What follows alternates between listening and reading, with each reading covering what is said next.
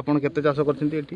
ଆମେ 6 ମାଣ 7 ମାଣ କରିଛି ଚାଷ। ଆଚ୍ଛା ଆପଣଙ୍କର ଯେଉଁ ପଶ୍ଚିମବଙ୍ଗରେ କେଉଁ ଜାଗାରେ ଆପଣଙ୍କର ଘର? আমার পশ্চিমবঙ্গের ঘর হচ্ছে দাঁতনি থানা ଆଜ୍ଞା ষোলমানপুর গাঁ। ଆଚ୍ଛା এটি আমার ঘর পশ্চিম মেদিনীপুর জেলা। ତ ଆପଣ ଆସିକି ଓଡ଼ିଶାରେ ଚାଷ କରୁଛନ୍ତି? আমার সিଆଡ଼େ জমি জায়গা কম ଆଜ୍ଞା ସେଥିପାଇଁ ଆମେ ଓଡ଼ିଶାକୁ ଆସୁଛି। ତ ଏଠି ଆପଣ ପରିଚିତ ଅଛି ଆଜ୍ଞା ନଳା ଆପଣ ଘର ପାଖର। ଆପଣ ଯେଉଁ ଏଠି ମେଲ୍ ଫିମେଲ୍ ଚାଷ କରୁଛନ୍ତି ଆପଣ କେତେ ଏକର ଚାଷ କରିଛନ୍ତି? ଆମେ ଧরুন 7 একর କରିଛୁ। 7 ଏକର। ତ ଆପଣ ଖୁସି ଅଛନ୍ତି ତ? মোটামুটি খুশি ଅଛି ଧାନ ବି ଭଲ ହେଇଛି ଆଶା କରାଯାଉ ଭଲ ହେବ। ଏ ମେଲ୍ ଫିମେଲ୍ ମାନେ ହାଇବ୍ରିଡ଼ ଚାଷ ଏଟା ଆଜ୍ଞା ଆମର ଜାଣିଛି। এটা আমার জଳେଶ୍ୱର ପାଖର আমার ବେଙ୍ଗଲ ପାଖର ଜଳେଶ୍ୱର ଯେ ଅଛି ସେଇ ଜଳେଶ୍ୱର ପ୍ରାୟ ଚାଷ ହେଉଛି ଆମେ ଦେଖୁଛି ସେଠି ଲାଭ ହେଉଛି ଲୋକ ଲାଭ କରୁଛନ୍। ସେଥିପାଇଁ ଏ ବର୍ଷ ମୁଁ କଲି ଏ ବର୍ଷ ଲୁଆ ମୁଁ ଏଇ ଧାନ ଚାଷ କରୁଛି।